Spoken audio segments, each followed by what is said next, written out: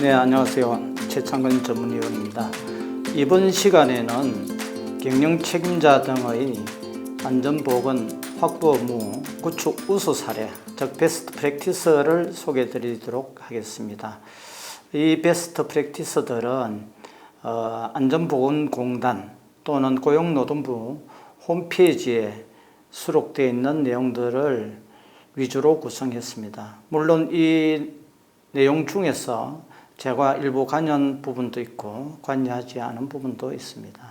그래서 아마도 안전보건관리 실무자들이나 경영 책임자들은 이 부분에 관심이 좀 있을 것으로 보이고 좀 의미 있게 살펴보시고 벤치마킹 하시면은 우리 회사의 안전보건 확보 의무 체계를 구축하는데 도움이 될 것으로 보입니다. 자, 경영 책임자 등의 범위에 대해서 간단히 설명드리겠습니다. 이미 이제 잘 알고 계시는 내용인데, 우리 독일의 심리학자 헤르만 에빙하우스의 망각 곡선에 의하면은 1시간이 지나면은 약 50.6%를 잊어버리고, 하루가 지나면은 약 67%를 약 70% 정도를 잊어버린다 라고 합니다. 그게 정상입니다. 내가 며칠 전에 들었는데, 하루 전에 들었는데, 1시간 전에 들었는데 잊어버리고 나 건망증이 심한가? 걱정하실 필요가 없습니다. 그게 정상이라고 합니다. 자, 우스갯소리 한번 했고요. 자, 사업주는 자신의 사업을 영위하는 자, 타인의 노무를 제공받아 사업을 하는 자라고 정의를 하고 있습니다. 그리고 중처법에서 경영 책임자 등은 사업을 대표하고 사업을 총괄하는 권한과 책임이 있는 사람 또는 이에 준하여 안전보건에 관한 업무를 담당하는 사람, 이렇게 되어 있습니다. 그래서 중앙행정기관의 장, 지방자치단체의 장, 지방공기업의 장, 공공기관의 장은 논란의 여지가 없으나, 자, 경영책임자 등에서 사업을 대표하고 사업을 총괄하는 권한과 책임이 있는 사람, 즉 대표이사겠죠. 대표이사 또는, 여기까지도 다 이해가 갑니다. 또는 그 이에 후단에 이에 준하여 안전보건에 관한 업무를 담당하는 사람이 과연 누구냐. 고용노동부에서는 또는이라고 표현하고 있지만은 이게 선택적인 관계가 아니다. 대표이사 아니면은 흔히 뒤에 안전보건에 관한 업무를 담당하는 사람을 기업에서는 CSO라고 칭하고 있는데, CSO 또 CSEO 칭하고 있는데, 그러니까 또는 선택적인 관계일 수도 있겠지만은 그러니까 엔더의 개념도 될 수 있다. 그러니까 두 분이 다 중대재해처벌법상 행위자가 될 수 있다라고 해석하고 있고, 그렇다면은 물론 재판 과정에서 어떻게 판례가 형성될지는 모르겠으나 지금 쟁점은 되고 있다, 이렇게 보시면 되겠습니다. 그래서 현재까지 그 사고가 나서 127건 정도의 사고 중에서 한 건이 기소되어 있는데, 그 중에서도 CSO를 인정한 사례는 현재까지도 없고 앞으로도 어떻게 진행될지는 좀 지켜볼 상황입니다. 어제 9시 KBS 뉴스를 보니까,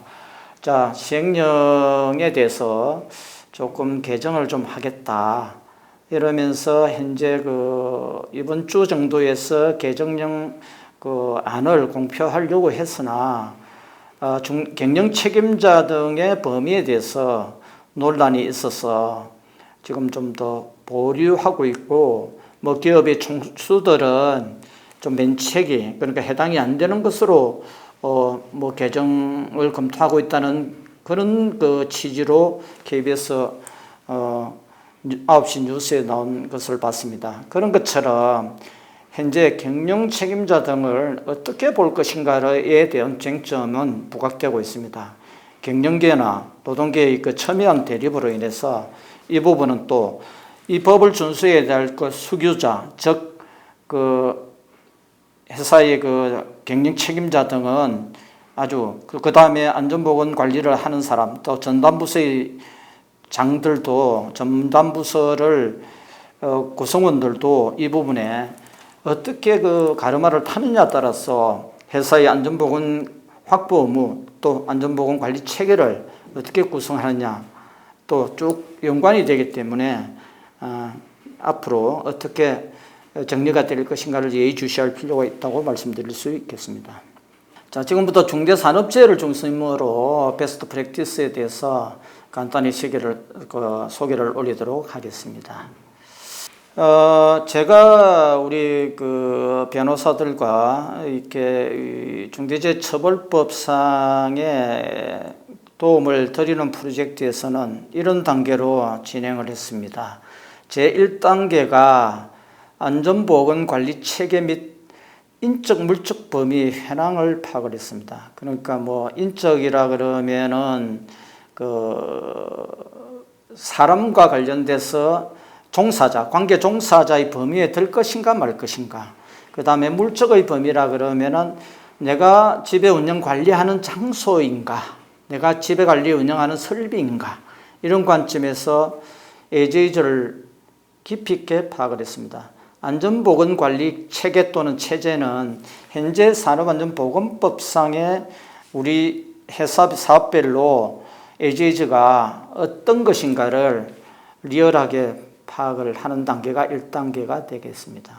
그 다음에 2단계는 자, 아까도 말씀드렸다시피 경영 책임자를 누구로 볼 것인가에 따라서 연계해서 R&R 좀 어떻게 보면 책임과 권한을 어떻게 부여할 것인가가 연관이 되기 때문에 2단계에서는 경영 책임자 구조를 살펴보고 어떻게 경영 책임자를 특정할 것인가에 대한 개편안을 도출합니다.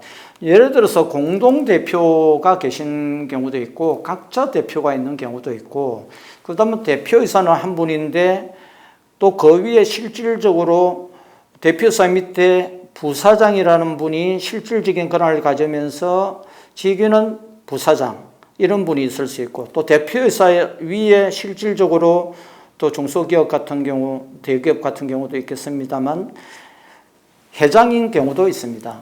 그런 경우 또 그 다음에 대표이사 밑에 CSO를 두는 경우 이런 경우가 있기 때문에 경영 책임자의 구조를 검토하고 특정하는 것도 아주 중요한 작업이고 아주 중요한 그런 그 의미 있는 그런 일이라 할 수 있겠습니다.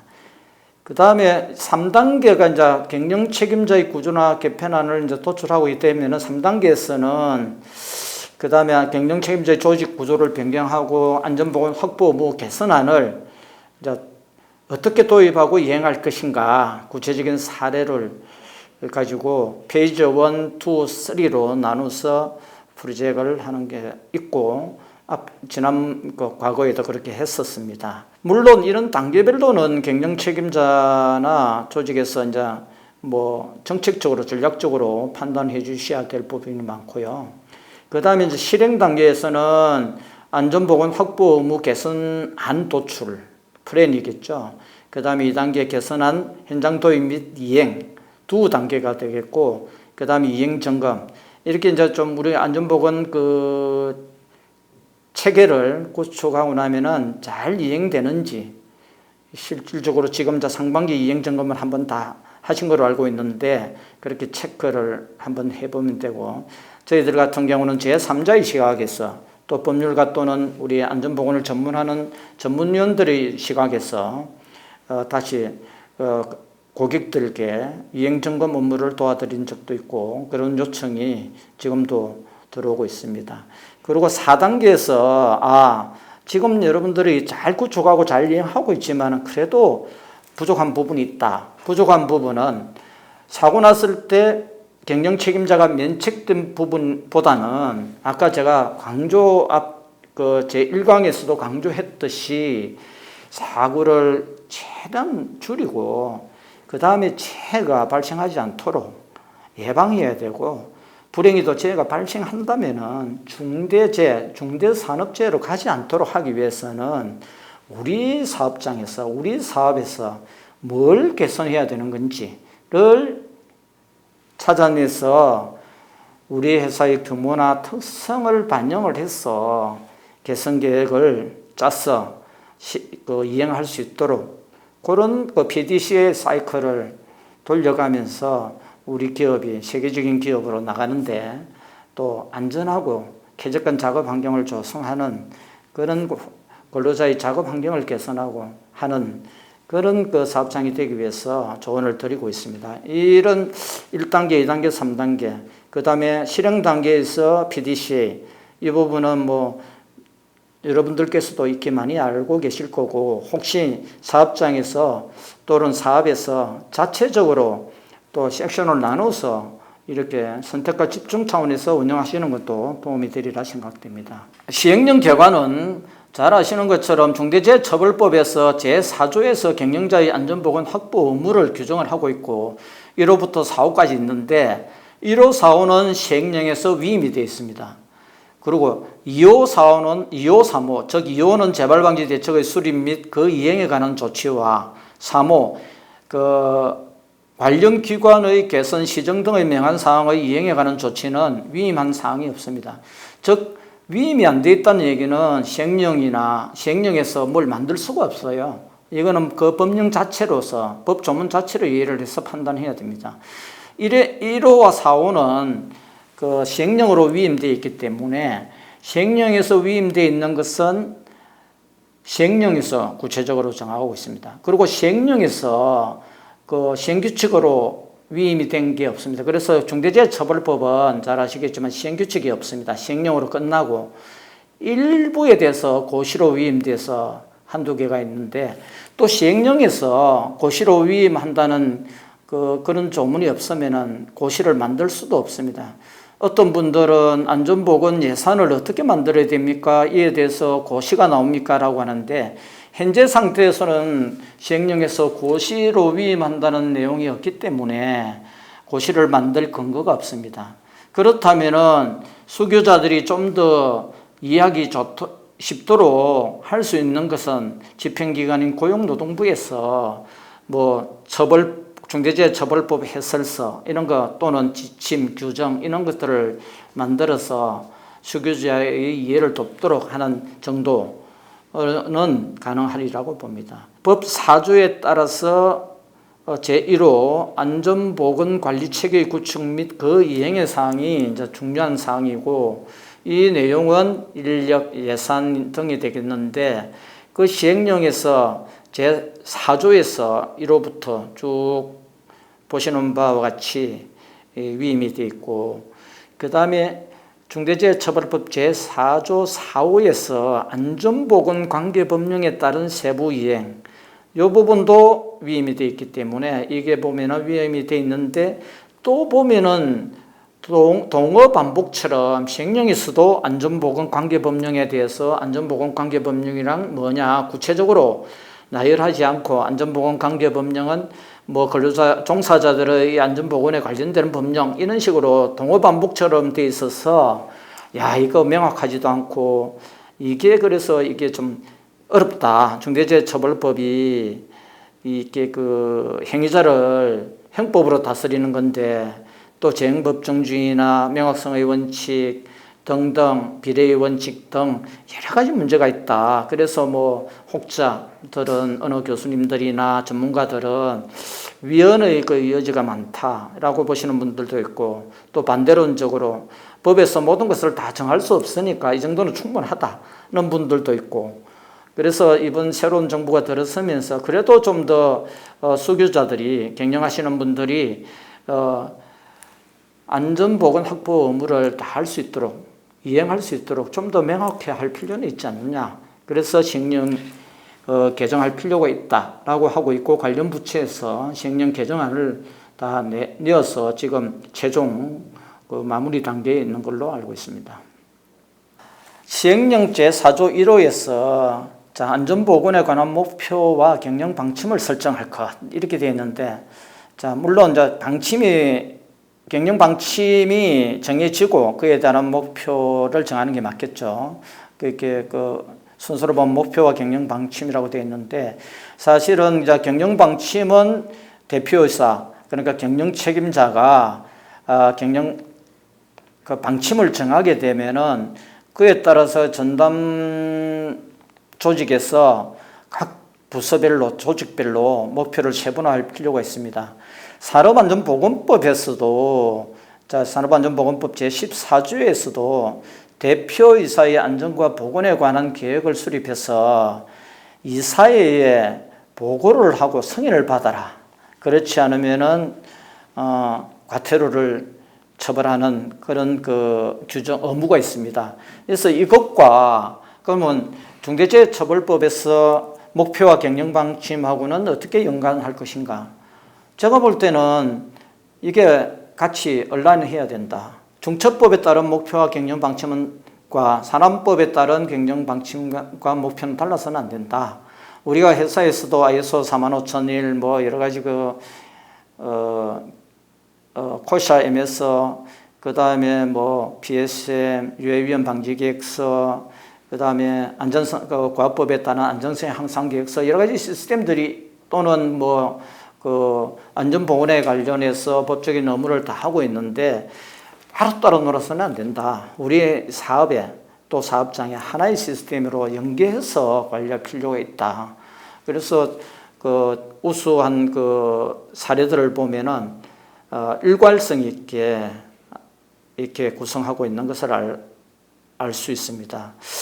안전보건 계획에 포함해야 될 내용들은 보시는 바와 같이 경영 방침, 그 다음에 조직의 구성 인력, 구성 인원 민족활, 안전보건 관련 예산 및 시설 현황, 좀 전년도 실적, 차기 연도 활동 계획, 기본적인 사항이라 할 수 있겠습니다. 그래서 안전보건 체계를 구축하고 이행하기 위해서 안전보건 목표, 경영 방침은 그냥 좋은 키워드를 가져와서 포장을 잘해서 이렇게 멋있게 만드는 게 중요한 게 아니라 실질적으로 실행 가능해야 된다. 우리 사업장의 규모와 특성에 맞아야 된다.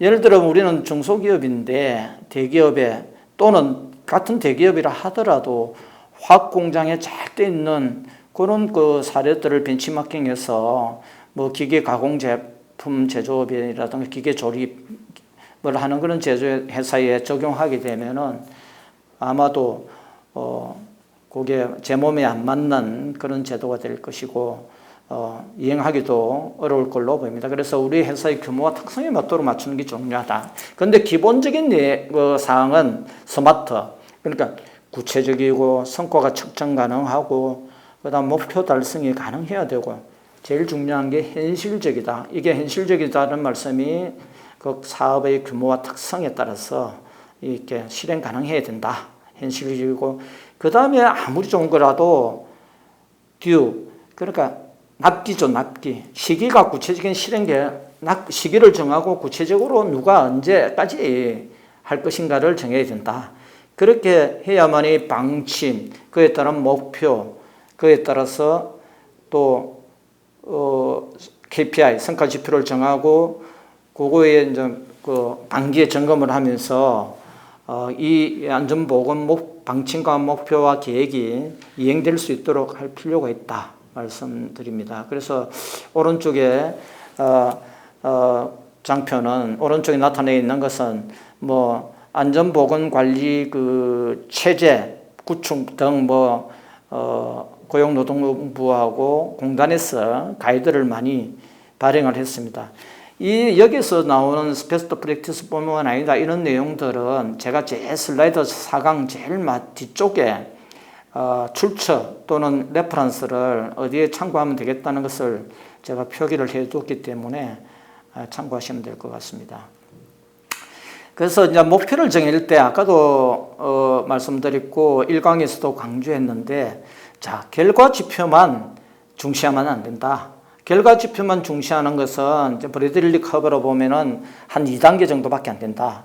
3단계, 4단계가 가려면은 안전문화를 강조했는데 두 편의 안전문화를 강조했는데 선행 지표 관리를 잘해야 된다. 즉 과정 관리를 잘해야 된다. 이 구체적인 내용들에 대해서는 제가 일일이 설명할 시간이 부족하기 때문에 이거 코샤 가이드를 좀 적어놨는데요. 우리가 코샤 가이드라고 적혀 있고 가이드라고 적혀 있는데 이게 휴먼 에러입니다. 이게 제가 이게 바로 휴먼 에러입니다. 인간은 실수할 수 있는 동물이라는 그 제임스 리전이나 휴먼 에러 책에 보면 나오듯이 제가 실수를 했는데 참고해 주시고요. 안전보건공단 홈페이지에 들어가면은 잠깐 볼까요?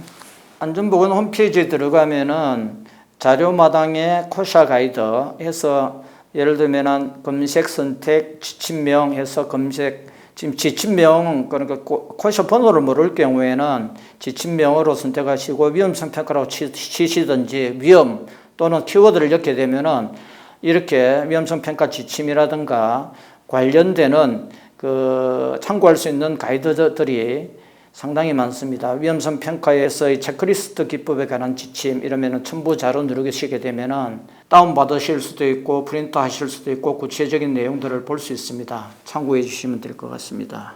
그래서 이제 후행 지표 관리를 잘 하실 필요가 있고 그러면 후행 지표가 어떤 것이냐 여러 가지가 있습니다만 사례를 좀 말씀을 드리면은 예를 들면 오른쪽에 과정 중심 목표 이게 이제 리딩 인디게이터 선행 지표가 되겠습니다. 경영 방침 배시 건수 어떤 회사는 이제 온오프 라인으로 경영 방침을 정하면은 널리 근로자들한테 알려주라. 그다음 경영 방침을 정할 때도 종사자들의 의견을 들어라. 그런 또 리콰이어먼트가 있잖아요. 이러면 듣고 경영 방침을 물론 1대1로 다 들을 수는 없겠지만은 니즈를 파악을 해서 경영 방침이 또 경영 철학이 담긴 경영 방침이 수립되면은 게시를 하도록 되어 있잖아요. 게시를 하고 알려줄 업무가 있는데 그걸 어디에 몇 건을 어떻게 이제 게시하고 있는가 이렇게 선행 지표로 잡을 수가 있고 부서별로 그 다음에 고위험 발굴 및 개선 이행률 그러니까 또 위험 요인 발굴 건수 위험 요인이 많은데 그러면 선택에 집중할 필요가 있으니까 고위험을 발굴해서 하이라키를 정해서 어느 것부터 이제 처리할 것인가, 처리는 이제 개선 이행률은 어떤가 이런 게 과정 지표가 되겠죠. 표준, 지침서 변경. 저는 제일 강조하고 싶은 게 위험성 평가를 통해서 작업 표준, 그 다음에 지침서, 또 안전 표준, 또 안전 작업 허가서 절차의 반영 이런 걸 중시하고 있는데. 실질적으로 이행할 수 있도록 작업 표준을 SOP를 개정해 드리는 것도 중요하다. 그래서 SOP의 문제점을 발굴하고 개선하는 건수 이런 게 선행 지표가 되겠습니다. 그 다음에 안전보건 경영 방침에 대한 근로자의 인지율 얼마나 알고 있는지 중간중간에 확인해보고 그 다음에 예산 인력의 정감률 그 다음에 위험요인 아차사고 신고 건수 제출 건수 또 산업안전보건위원회 개최 건수는 법으로 정해져 있으니까 최소 이상. 그 다음에 정기검사 실시율, 정기검사의 실시율도 법으로 정해져 있는데 법적인 정기검사까지도 다 이행하지 않는 경우도 있습니다. 그리고 제가 회사 규모와 특성에 따라서 법으로 정해져 있지 않더라도 자체적이더라도 설비에 정기검사를 할 필요가 있다고 생각되면은 자율관리 측면에서 정기검사의 계획을 잡고 실시하는 것도 선행지표 관리로 삼을 수 있다 말씀드릴 수 있겠습니다. 또 그 다음에 안전작업 절차서 도입 개선 건수, 허가제 등 도입 개선 건수 등등 보시는 바와 같이 선행지표를 삼을 수 있고요. 후행지표는 강도율, 도수율, T-세프티 스코어, 여러 가지 아차 사고 건수, 재해율, 결과적으로 사고 발생하고 나서 그 다음에 물적인 손실 금액, 건수, 화재 폭발 건수, 이런 것들은 후행 지표가 되겠습니다. 후행 지표도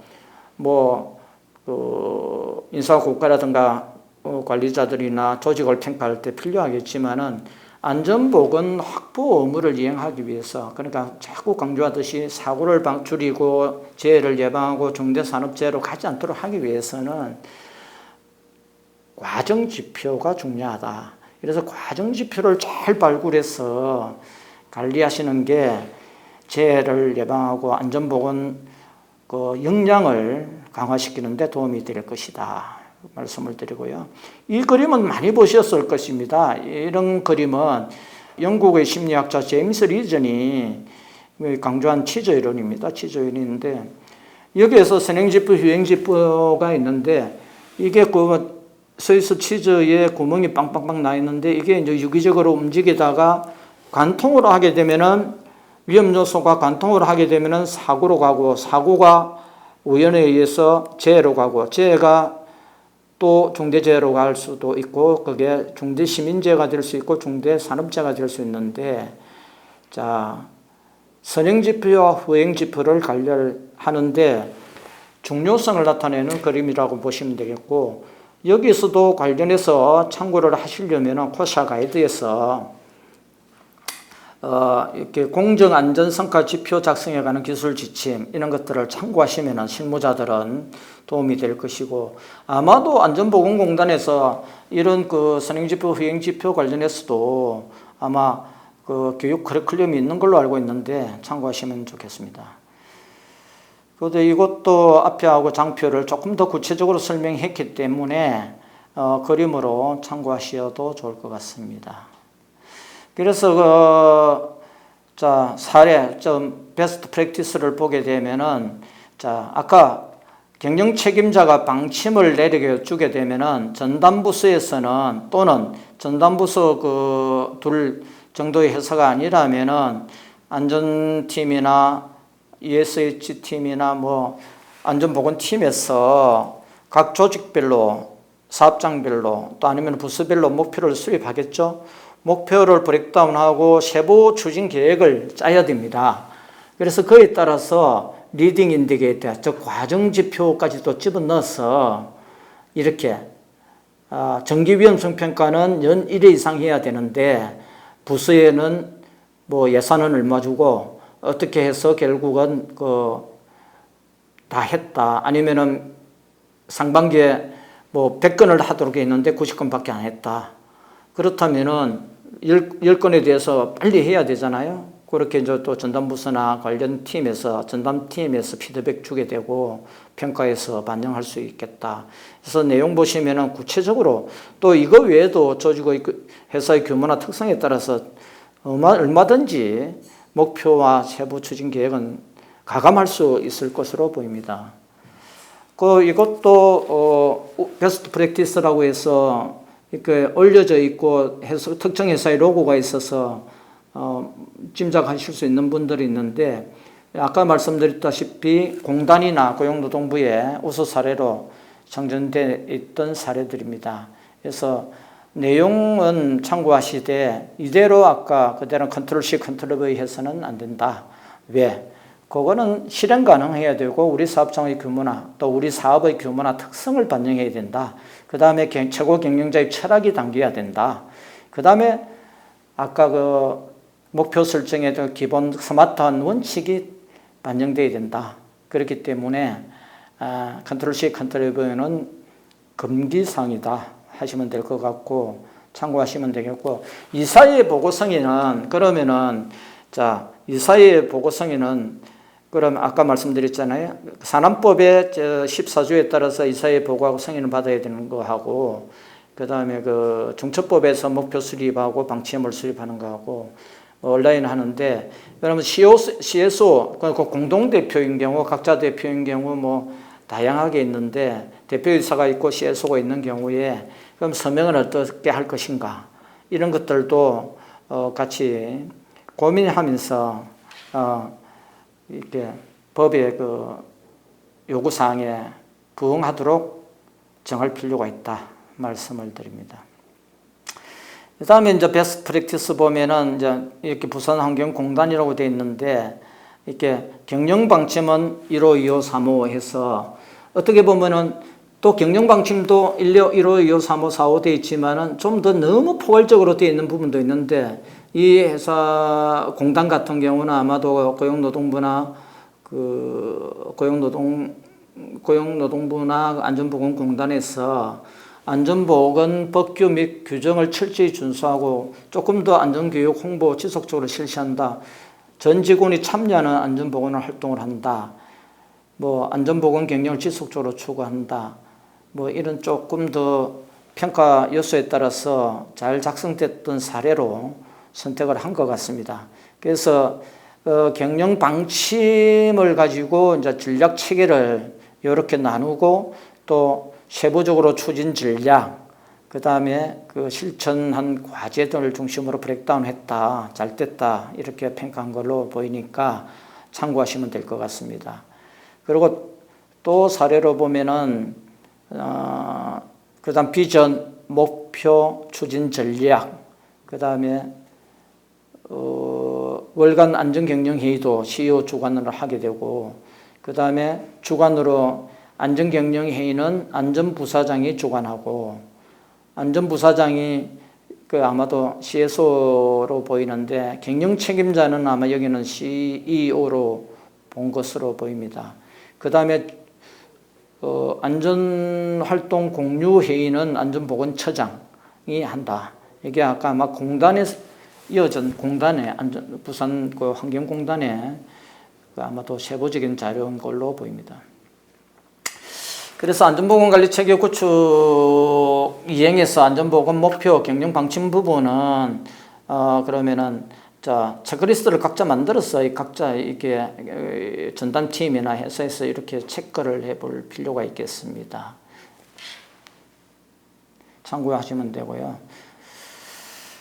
그 다음에 안전보건 업무 전담 조직은 잘 아시고 500인 이상의 그 상체 근로자가 500인 이상의 그 전문 인력, 500인 이상의 사업 또는 사업장, 그러니까 여기는 사업으로 이해하시면 됩니다. 그 다음에 안전관리자 있고 보건관리자 있고 산업안전보건위를 둬야 되는데 기특법으로 기업규제 완화에 대한 특별조치법에 따라서 보건위는 두지 않아도 되는 사업장이라 하더라도 해당 요건이 된다면은 전문 인력이 3명 이상이 되고 상체 근로자가 500명 이상인 사업의 경우에는 전담 인력을 두어야 되고, 건설업의 경우에는 도급 시공 능력 순위 200 이내인 건설회사는 전담 인력을 두도록 되어 있습니다. 전담 인력에 대해서 뭐 그러면 특별히 뭐 안전관리나 보건관리에 대한 라이센스적 자격이 있어야 되는 거냐? 뭐 자격까지는 요구하지는 않습니다. 다만 그렇다고 안전관리, 보건관리 전혀 개념도 없이 일반 경영하시는 관리자를 두게 되면은, 경영 전문 관리자를 두게 되면은 안전보건 확보 의무를 챙기는데 아마도 좀 미흡할 수 있기 때문에 관련 분야에 전문가들을 구성할 필요가 있지 않나 개인적으로 생각해 봅니다. 그 다음에 그 전담 조직에 관련해서 뭐 전담 조직에서 다 업무를 해도 되냐 뭐 이런 질문들이 있는데, 전담 조직에서는 그 컨트롤 타워 역할을 해야 되기 때문에 중대재해처벌법에서 요구하는 그 업무 외에는 해서는 안 된다. 즉 뭐 기특법에서 뭐 안전관리자는 소방 업무나 다른 전기 업무를 할 수 있다고 되어 있다 하더라도 전담 인력은 그거와 다르게 전담 인력의 그 조직들은 또 2명 이상으로 구성하는데, 거기 조직들은 안전보건에 관련되는 업무만 해야 된다. 중대산업재해에 관련되는 업무만 해야 된다. 하물며 중대시민재해에 관련되는 업무까지도 해서는 안 된다는 게 고용노동부의 그 질의해신 것으로 알고 있습니다. 그 다음 전담 조직 구성은 뭐 이렇게 그 평가 방법이나 구성은 사장님이 그 경영 책임자로 된 경우에는 사장님 직속을 해서 사장님 경영 책임자인 사장님을 보필하기 위해서 전담 조직이 직속으로 두는 게 바람직하다. 그래서 이것도 이제 뭐 공공기관의 그 사례로 보이는데 참고하시면 좋을 것 같습니다.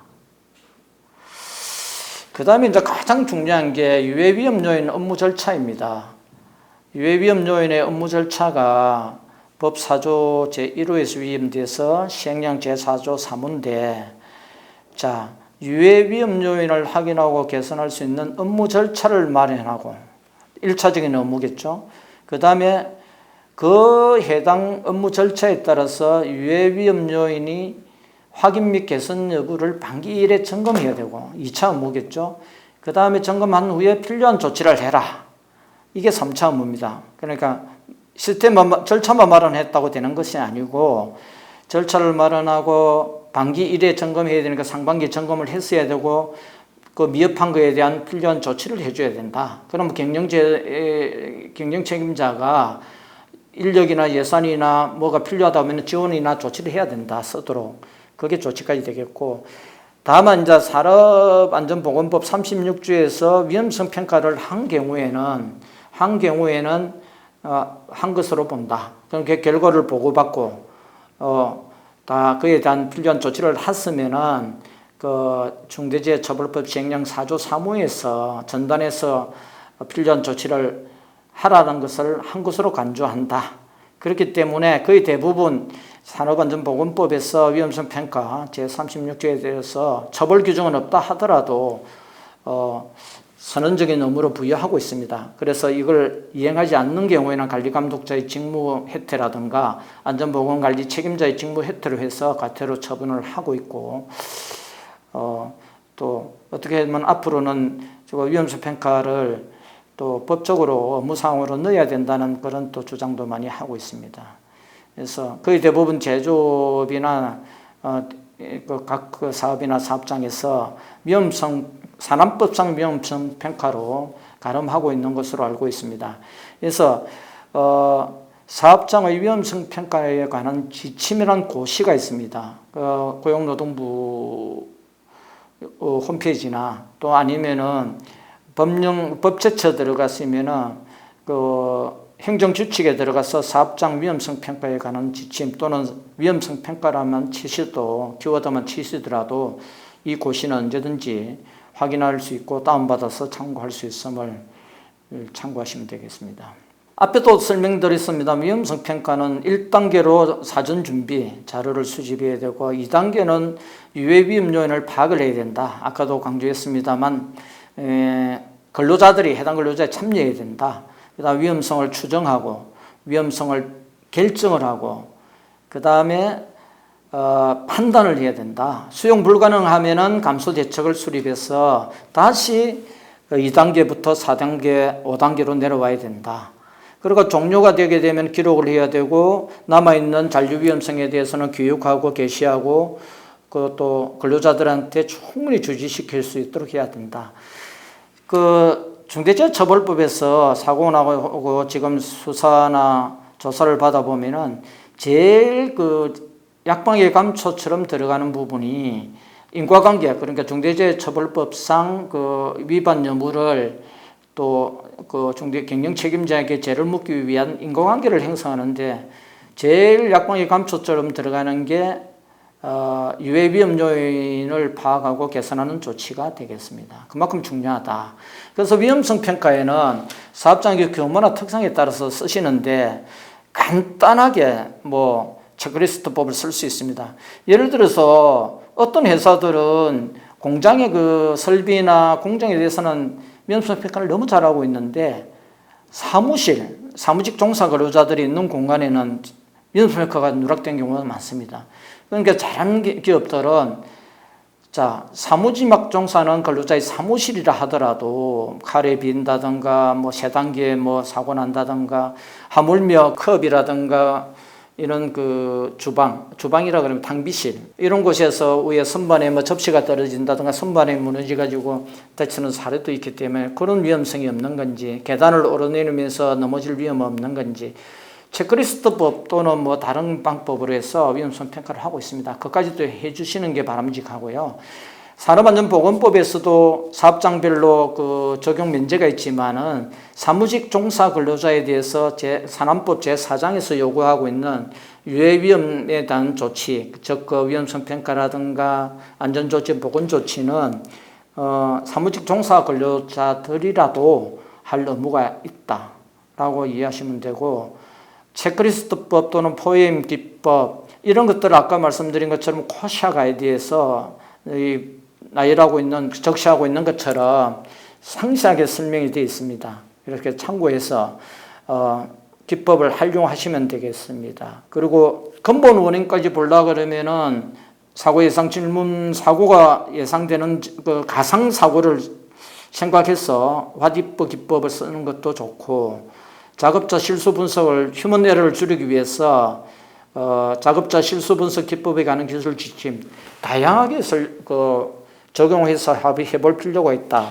거의 대부분 PSM 공정에서는 위험과 운전 분석에서 해작 기법만 쓰고 있는데, 해작 기법도 연속 공정이냐, 해분식, 즉 배치 공정이냐, 그 다음 기계 공정에 관련되는 거냐, 그 다음 작업자의 실수에 관련되는 거냐, 다양하게 안내하고 있고 관련 가이드가 있습니다.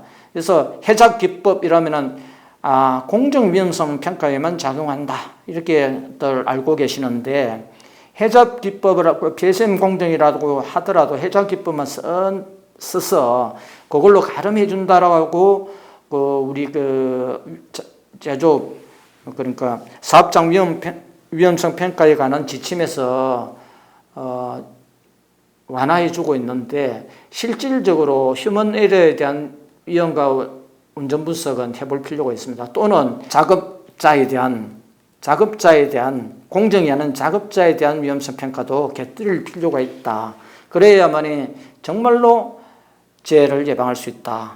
그래서 우수한 회사들은 해작 공정에 대한 것만 거치는 게 아니라 작업에 대해서도, 작업자에 대해서도 별도로 추가로, 또 PSM에서 요구하지 않더라도 추가로 위험성 평가를 해둔 기업들도 많습니다.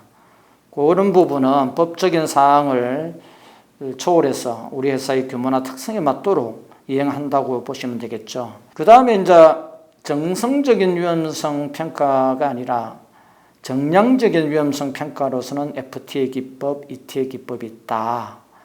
FTA 기법은 사고가 발생한 것에 대해서 어떻게 정량적으로 분석하는 것을 말하고, 결함수 분석은 장치 이상이나 고장, 다양한 조합, 작업자의 실수 등을 연역적으로 분석하는 방법인데, 해잡 기법, 체크리스트, 포행 기법, 이거는 정성적인 기법이라면은 FTA나 ETA는 정량적인 기법이다.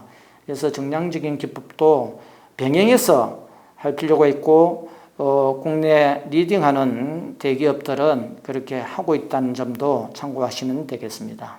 그 다음에 이제 우리 산업안전보건법에서도 JSA 기법을 위험성 평가 기법으로 소개는 하고 있는데, 사실은 위험성 평가는 빈도와 강도를 가지고 꼽혀서 이게 이제 수용 가능하느냐 아니냐를 구분하는 건데, 여기는 JSA는 사실은 그게 없잖아요. 작업 절차별로, 작업 단계별로 유해 위험 요인을 찾아내서 어떻게 안전하게 작업할 것인가를 분석하는 것이라, 위험성 평가 기법과는 조금 다르긴 한데, 그래도 작업하는 공정, 간단한 공정이라든가 사업장이라든가 사무 환경이라든가 JSA를 하게 되면 위험성 평가를 한 것으로 간주는 하고 있습니다. 참고해 주시고, 이렇게 작업 위험성 평가에 관한 기술 지침은 흔히 우리 자동차 타이어가 고장났을 때 단계별로 어떻게 하고 어떤 위험이 있으니까 어떻게 작업을 안전하게 해야 된다는 사례로 신뢰를 들었기 때문에 이해하시는데 많은 도움이 될 걸로 보입니다. 그 다음에 이제 장치 공장에서는 방호계층 분석 기법이라고 해서, 이게 로파, 이거는 설계 단계에서부터도 이제 검토가 되는 건데, 이런 로파 기법도 코샤 가이드에서 잘 안내로 하고 있습니다. 참고하시면 되겠습니다. 그 다음에 이제 조금 석유화학 공정이라든가 국내에서도 보호타이 기법, 그러니까 나비 넥타이 기법을 해서 리스크를 평가하는 것을 도입을 하고 있고, 정유회사에서는 이미 많이 도입해서 조금 좀 체질화 단계에 있다고 볼 수 있습니다. 그 다음 보호타이 기법의 좀 특이한 점은, 거의 대부분 위험성 평가는 예방 대책으로 끝나지만은, 보호타이 기법은 오른쪽에 감소 대책, 그러니까 결과 사상이라는 사고가 발생하고 그러니까 원하지 않는 그러니까 사고잖아요. 이게 재해로 또는 중대재해로 가지 않도록 하기 위해서는 미티게이션, 그러니까 감소 대책을 잘 세우면은 예를 들면 재산 손실이 1억이 될 것을 뭐 1,000만 원으로 막을 수 있고 한 명이 죽을 수 있는데 뭐 경상으로 거칠 수 있다. 그런 그 감소 대책까지도 구체적으로 마련할 수 있도록 한 게 보호타입 기법에 좀 다른 그 위험성 평가 기법과 차이가 있다.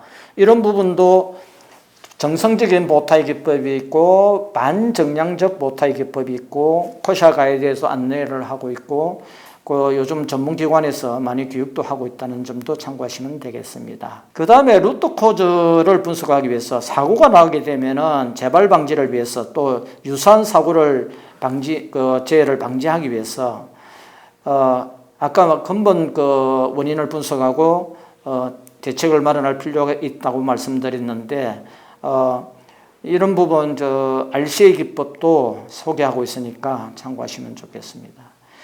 그 다음에 이제 안전보건관리 체계 구축 및 이행에서 골든룰, 그러니까 생명룰이죠. 생명룰, 라이프 골든룰 꼭 지켜야 할 것들을 대기업 또는 또 해외 기업 또 그 다음에 외투 기업 그 다음에 우리나라에 리딩 할 수 있는 석유화학 공정에서 정해서 탑 10 또는 5 뭐 이렇게 정해서 골든룰도 하고 있고 하니까 참고해 주시면 되겠고요.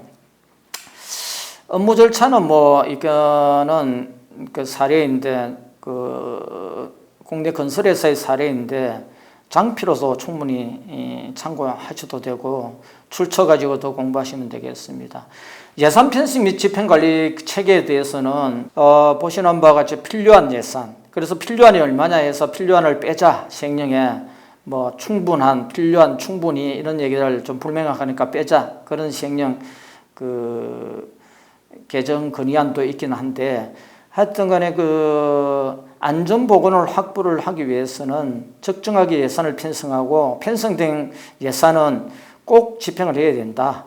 예산을 다른데 편법으로 사용하게 되면 안 된다. 그게 기본 컨셉이 되겠고 그 다음에 타임리, 적게 해야 된다. 그게 골자가 되겠습니다.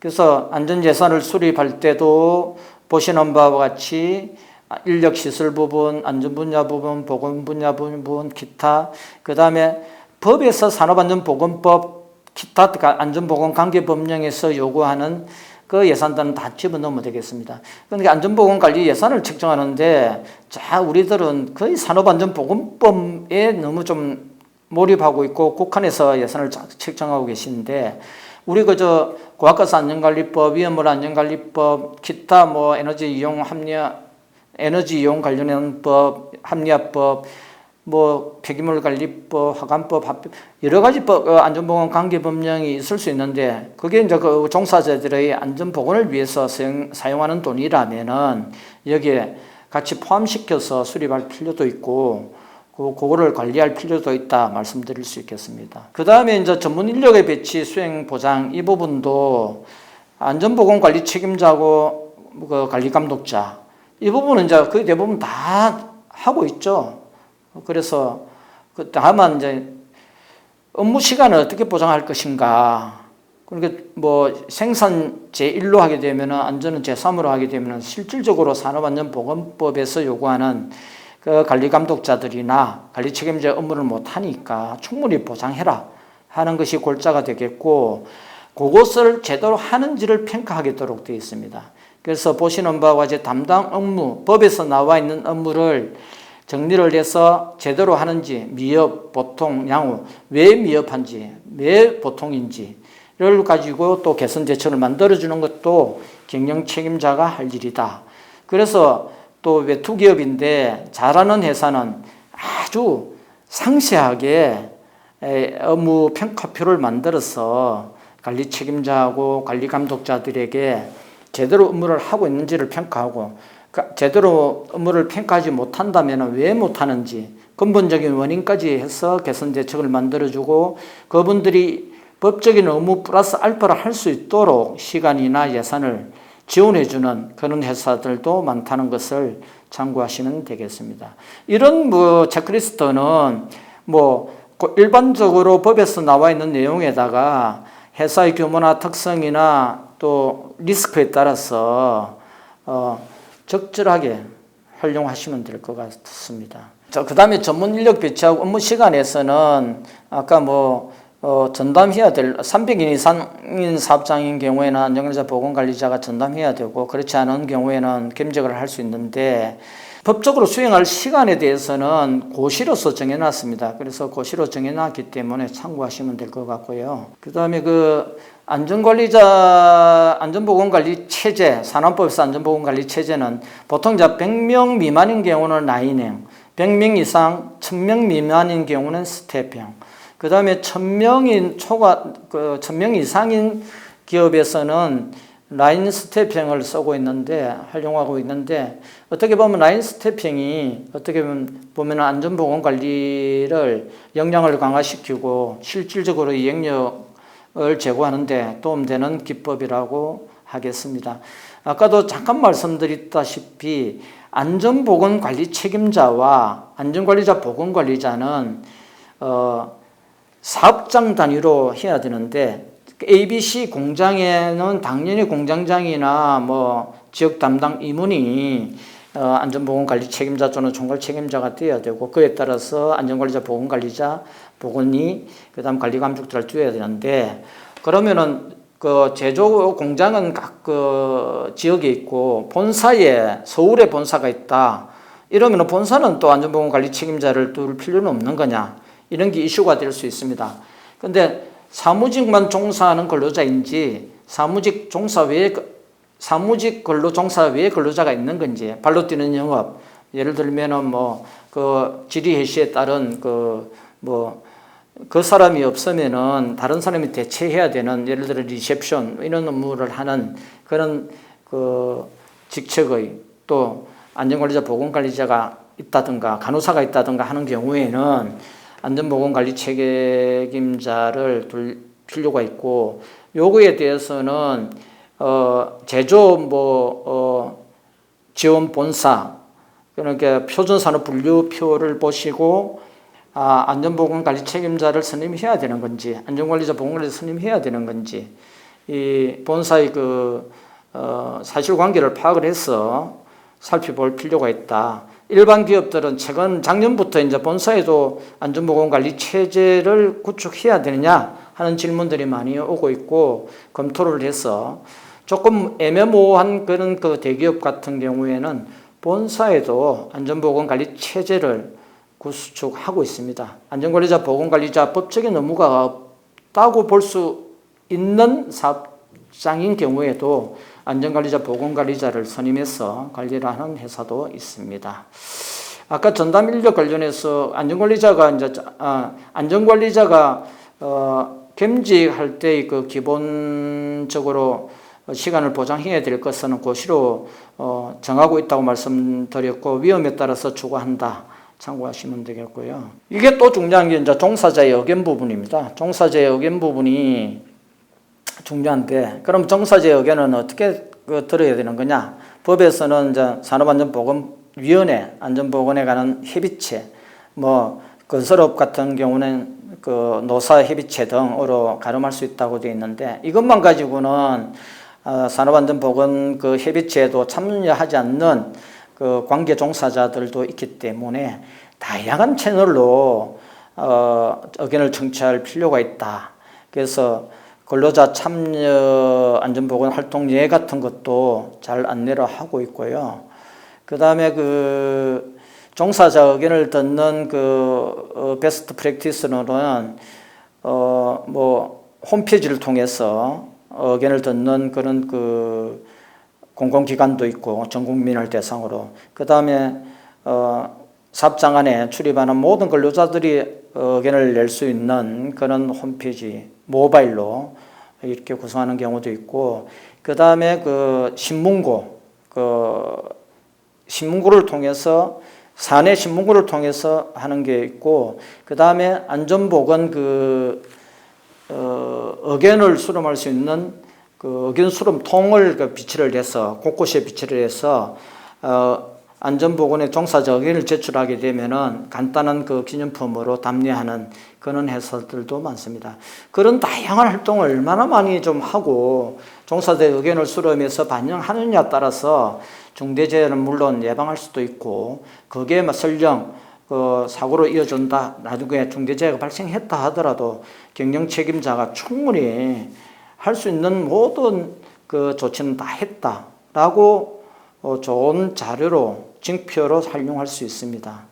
그 다음에 이제 또 중요한 게 제8호 중대산업재해가 발생했을 때 또는 발생하거나 발생할 급박할 위험이 있는 경우에 매뉴얼을 만들어라고 되어 있는데, 그러면 급박할 위험이 뭐냐? 이에 대해서 상당히 논란이 많습니다. 그래서 지금까지 PSM이나 SMS나 각종 그 위해관리 계획서에서는 최악의 시나리오 등 해서 만들고는 있는데, 그게 정전이라든가 화재 폭발 누출 등 이렇게 좀 정하고는 있는데, 실질적으로 각 그 사업장의 규모나 특성 이런 에 따라서 급박할 위험을 정하셔야 되는데, 고용노동부에서 그 설명 자료에 의하면은 사례 7처럼 이렇게 추락할 위험, 질식할 위험, 확사고가 화물질 누출될 위험 이런 걸 또 국소비계가 고장됐을 때도 급박할 위험이다라고 예시를 하고 있습니다. 이런 것을 참고해서 우리 사업장에 급박할 위험이라고 볼 수 있는 게 탑5 정도 만들면 어떤 게 있을까? 그럼 물론 노동자업이 있는 경우는 협의를 해야 되겠지만 좀 정해서 거기에 대해서도 대응 매뉴얼에 집어넣고 그 교육도 시키고 훈련도 할 필요가 있다. 실질적으로 베스트 프랙티스로 일반적으로 해오던 그 비상조치 계획뿐만 아니라 급박할 위험을 정의하고 급박할 위험에 대해서 하나하나에 대해서 대응 매뉴얼을 수립하고 교육 훈련을 하는 경우도 많습니다.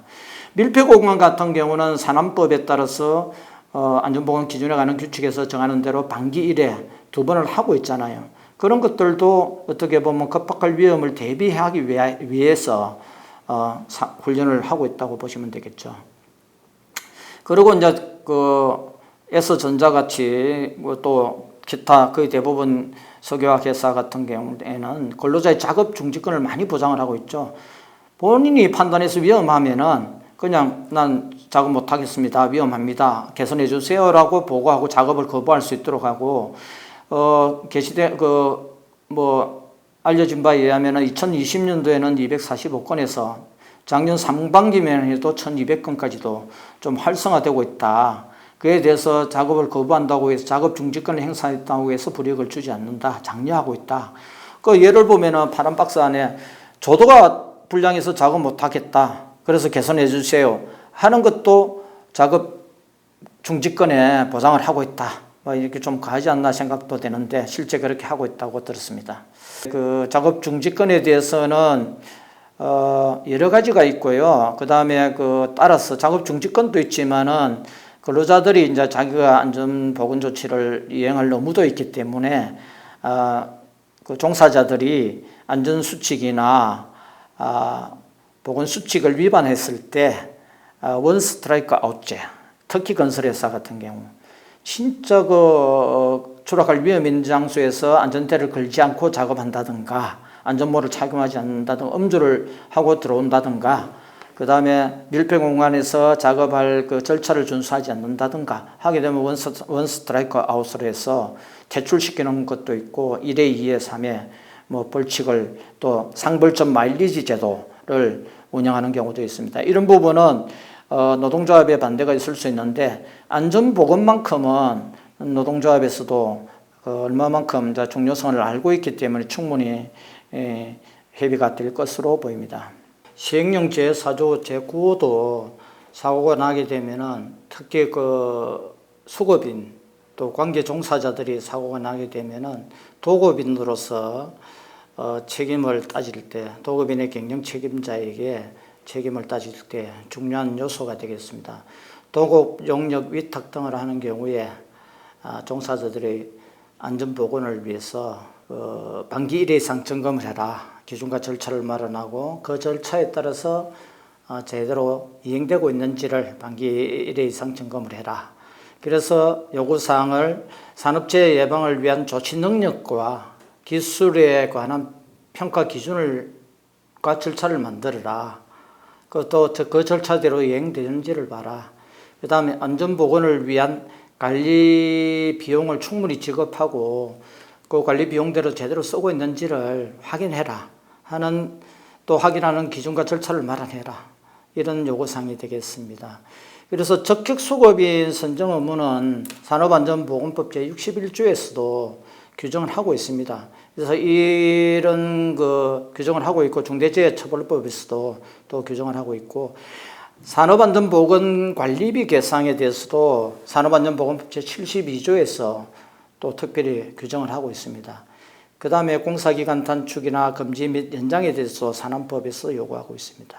그러나 여기서 이제 중대재해처벌법에서는 산업안전보건법에서 나와 있는 내용은 기본적이고, 그 외에 안전보건 관계법령에 따라서 수급인들이 잘 이행될 수 있도록, 또 안전보건 의무를 잘 이행하면서 종사자들이 안전하게 작업할 수 있도록, 쾌적하게 작업할 수 있도록 할 수 있는 역량과 그런 수준이 있는 업체를 선정해라 하는 게 중대재해처벌법에서 추가적인 요구사항이라고 볼 수 있겠습니다.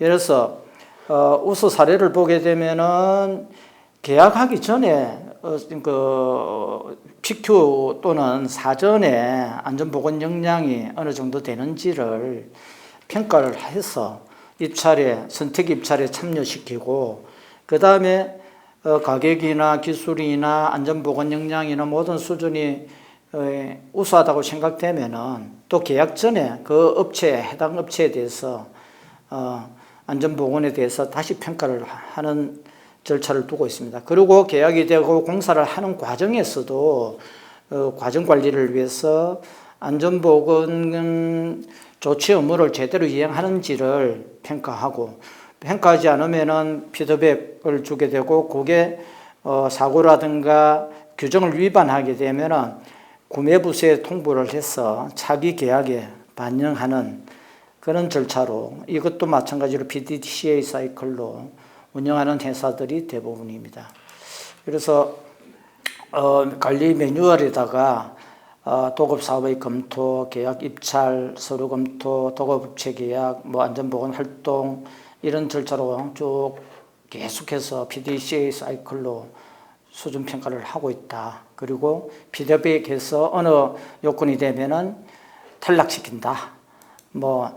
사장님이나 회장님의 인척이나 줄 타고 들어와서 공사를 주는 그런 관행은 없다. 그렇게 해서는 큰일 난다. 이런 게 산업안전보건법이나 중대재해처벌법에서 요구하는 사항입니다. 그리고 우수한 업체에서는 베스트 프랙티스를 보게 되면은 기존에 이제 기술이 40점, 가격이 40점, 환경안전 역량이 20점, 100점 만점에 이렇게 100%로 되어 있던 것을 중대재해처벌법에는 산업안전보건법에서 강화되면서 기술은 30%, 30점, 가격을 20점, 환경안전보건 역량을 50점, 이렇게 대폭 변화시켜서 실제 적용하는 회사들도 있습니다. 참고하시면 되겠습니다. 그 다음에 안전보건관리 체계를 평가하는 요소들은 체크포인트로 또 관리를 하고 있고요. 또 우선 업체들은 아주 디테일하게 체크리스트를 만들어서 실제 적용하고 있습니다. 그 다음에 이제 법 4조에 따라서 제2호, 그 다음에 경영 책임자들의 안전보건 확보 의미에서 재발방지 대책 수립입니다. 그러니까 우리 사업장 또는 사업에서 크고 작은 사고가 생겼다면은 통계 관리하고 분석을 해서 유사한 사고, 동종 사고를 막기 위해서 이렇게 다 이행 계획을 수립하고 재발방지 대책을 이행하고 있는 걸로 알고 있지만은 좀 더 철두철미하게 과정 관리할 필요가 있고, 이런 것들을 눈으로 경영자들이 볼 수 있도록 전산 시스템으로 구축해서 안전보건 확보 의무를 전산 시스템으로 수시로 들어가서 볼 수 있도록 시스템화한 회사들도 볼 수 있었습니다. 그래서 재발방지 대책의 수립 및 이행 이 부분도 유사한 사고가 생겼는데 또 한 달 뒤에 그 사고로 인해서, 또 유사한 사고로 인해서 또는 동종의 사고로 인해서 중대산업재해가 발생했다 그러면은 인과관계를 형성하기가 좋겠죠. 2달 전에도 그런 사고가 있었는데 당신들이 그때 재발 방지를 제대로 안 해서 이렇게 큰 사고가 생겼어. 너는 이 법령의 중대재해처벌법 어떻게 보면은 법 4조 제2호를 위반했어 라고 할 수도 있다. 그렇기 때문에 중대재해 재발방지 대책의 수립 및 이행도 중요하다. 그 다음에 중앙행정기관의 개선명령. 이거는 뭐 거의 대부분 다 지키고 있죠. 개선명령을 어기는 사람이 없잖아요. 그러니까 이거는 언제 하라고 했는데 안 해가지고 그걸로 인해서 인과관계 형성돼서 중대산업재해가 발생됐다. 그러면 경영 책임자들을 처벌하기 좋다.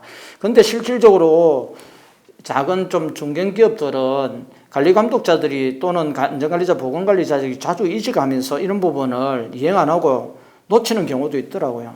그러다가 그 놓친 부분에서 사고가 나게 되면은 이거는 진짜 속된 말로 빼박이가 되는 겁니다. 이거는 무조건 경영 책임자에게 처벌을 할 수밖에 없는 그런 결과가 되겠죠. 그래서 이런 부분도 전산 시스템에 딱 그 관련 기관으로부터 이런 공문을 받게 되면은 전산에 입력할 수 있도록 시스템에 입력할 수 있도록 의무화하고 입력이 되면은 언제까지 결과를 통보해야 되는지 언제까지 이행해야 되는지를 딱 자동으로 계산해서 그 기간에 도래하면은 워닝을 해준다든가 알려줘가지고 사람이 실수를 하더라도 전산적으로 알려주는 워닝을 해주는 그런 시스템으로 구축해서 관리하는 회사들도 종종 볼 수 있습니다.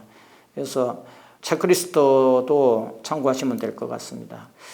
그 다음에 이제 5조 1항에서 법령상의 이행 점검 결과 보고 및 필요한 조치에서 법 4조 4호에서 시행령자 5조 1항이 되는데 안전보건 관계 법령을 이행을 하고 반기 1회 평가해라. 그래서 이 부분은 이 다음 강의에서 다시 말씀을 드리겠습니다. 그래서 이행 결과는 진단기관, 예를 들면은 안전진단, 보건진단기관을 통해 전문기관을 통해서 진단할 수도 있고 그 외 안전보건관계 법령들은 기관이 없는 경우에는 회사의 자체적으로 또 아니면은 기관이 있다 하더라도 회사 자체적으로 안전보건관계법령에 따른 업무를 이행하고 있는지를 확인을 하고 보고를 하고 필요한 조치를 하면 된다. 그런데 중요한 것은 외부 진단기관에 의무 이행 여부를 맡겨서 진단을 했다 하더라도 그거로 인해서 사고가 나게 되면은 그러면 면책이 되는 거냐? 아니죠. 이런 부분은 진단기관은 사람들이 하는 거고 진단기관이 문제가 아니라 의무 주체는 그 사업의 경영 책임자이기 때문에 경영 책임자가 책임져야 된다. 그래서 경영 진단기관에만 맡길 것이 아니라 경영 책임자에 소속된 전문가, 전담부서 또는 전문가들이 적극적으로 참여해서 이행 결과를 모니터링할 필요가 있다. 그래서 앞서 말씀드린 바와 같이 준법팀이나 컴플라이언스 팀, 그 다음에 안전보건팀, 그 다음에 전담팀 등이 협업해서 할 필요가 있겠습니다.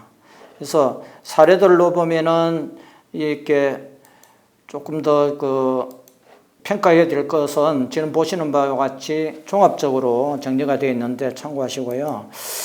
그 다음에 이제 교육관계도 지금 장표에서는 안전관계에 관련 산업안전보건법상 교육 의무만 구체적으로 적시하고 있는데 안전보건관계법령에서 요구되는 안전보건관계법령이 이제 시행령에서 좀 더 구체화될 것 같은데 거기에 구체화되는 예를 들어 원자력 안전관리법 이러면 원자력 안전관리법에 따라서 종사자의 에게 교육시켜야 될 것, 원자력 안전관리자에 대해서 교육을 시켜야 될 것들도 산업안전보건법상 교육 의무처럼 같이 교육을 시켜야 된다 하는 것이 중대재해처벌법에서 시행령 제5조 2항 3호 4호에서 정하고 있습니다. 참고하시면 될 것 같습니다. 이 지금 보시는 장표는 경영 책임자의 안전보건 확보 의무를 위해서 점검 항목은 무엇이고 세부 점검 사항은 무엇이고 주기는 어떤 것인가 대해서 종합적으로 장표 2개를 정리해 두었는데 이 부분은 제가 그 안심TV를 보니까 이 앞에 이영섭 교수님께서 한번 2회에 걸쳐서 상시 설명을 해 주신 것으로 이해하고 있습니다. 그런 그 앞서 이영섭 교수님의 강의도 참고하시고 그 다음에 고용노동부나 관련 그 기관에서 안내하는 가이드라든가 해설서를 참고하셔서 안전보건 확보 의무를 다하기 위해서 체크리스트 그러니까 과정 관리를 하시면은 될 것으로 보입니다. 예, 지금까지 그 시청 경청해 주셔서 감사드리고요. 다음 강의에서 뵙도록 하겠습니다. 감사합니다.